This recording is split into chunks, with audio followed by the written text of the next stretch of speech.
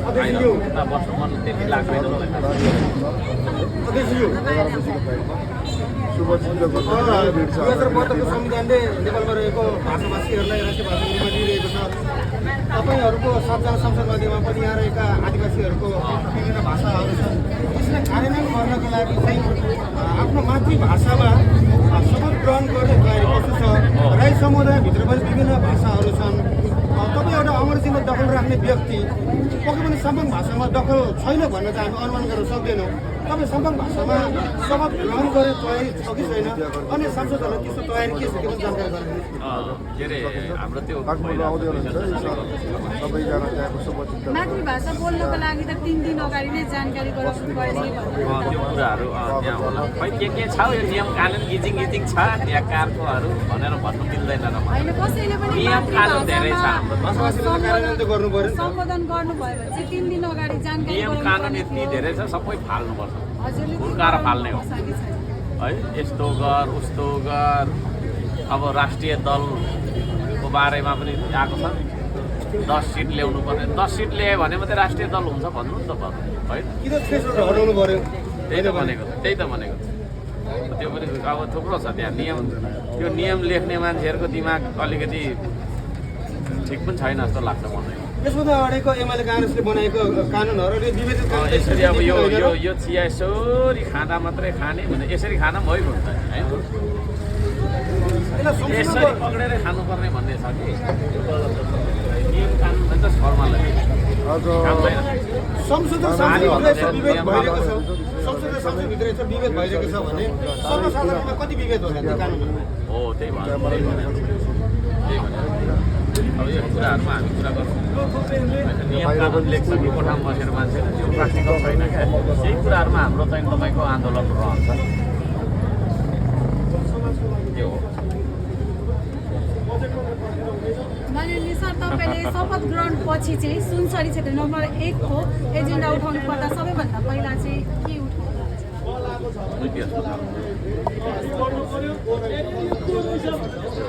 अरे 10 करोड जति पैसा दिएको रहेनछ ठेकदारले हिजो भन्दै तुरुन्त दिइहाल्नुपर्छ। तपाईँको एमसिएस बिल्डिङ 11 वर्ष भएछ शिलान्यास। 11 वर्षदेखि मलाई यहाँ के अरे पीडित बनाइरहेको छ राज्यले भन्दैछ ठेकदारले। हामी ठेकदारको पक्षमा पनि पीडित त ठेकदार पनि छन् यो देशमा।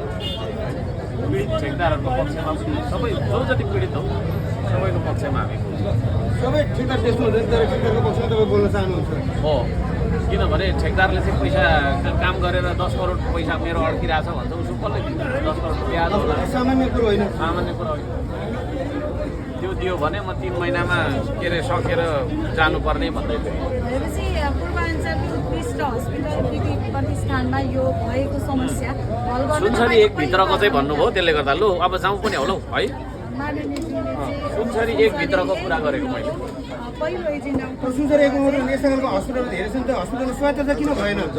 जबकि संहिता देशमा संहिता लागू भइरहँदाखेरिको अवस्थामा खालि माथि सङ्घीय सरकारले मात्र लगाम लगाइरहेको अवस्था छ। यसको बारेमा ल अहिले म जान्छु। होला ठिक बनाएको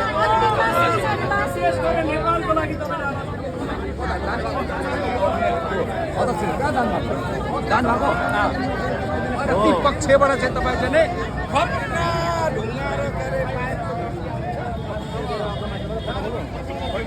पर्दैन त्यो पर्दैन मलाई त पर्दैन। मलाई गाडी मेरो झोला कता गयो?